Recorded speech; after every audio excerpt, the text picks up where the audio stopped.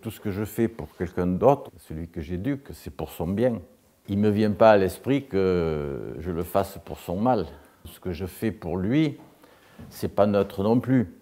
Il y a peut-être des actes qui sont plus graves que d'autres, mais personnellement, ce n'est pas la couleur des murs de la prison qui m'intéresse, hein.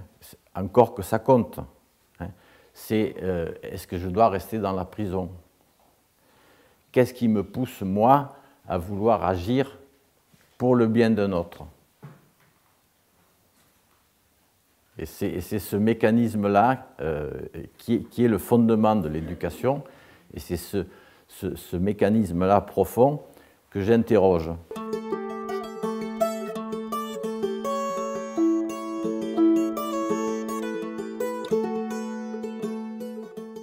Pourquoi je devrais, et qu'est-ce que ça sous-entend, de vouloir décider à la place d'un autre ce qui est bien pour lui? Parce qu'en même temps, en faisant ça, je sous-entends implicitement qu'il n'est pas capable d'apprendre tout seul.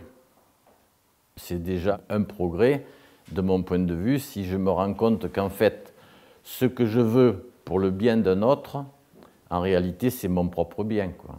Parce que ce que je considère qui est bien pour mon enfant, mon élève, mon formé, enfin, mon assisté, mon malade, c'est tout simplement ce que je le considère bien pour moi, et donc je le lui souhaite. Je veux que lui aussi bénéficie. Donc c'est en fait, chaque fois que je veux le bien de quelqu'un, c'est le bien selon ma conception du bien. Et je conseille souvent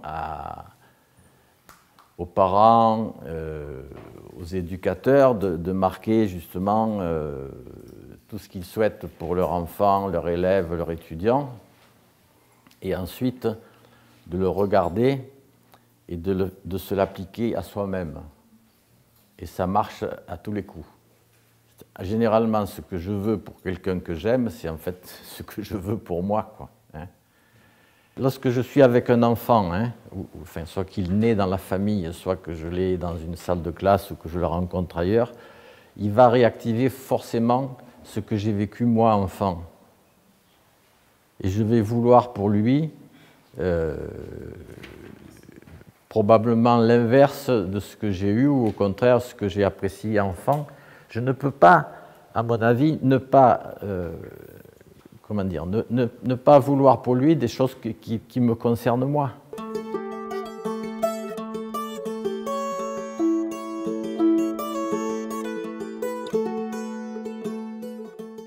Le bébé d'homme naît inachevé, ce qui n'est pas le cas de bébés de certains animaux qui se relèvent tout de suite et qui sont à peu près prêts à survivre, encore qu'ils ont besoin aussi d'un accompagnement.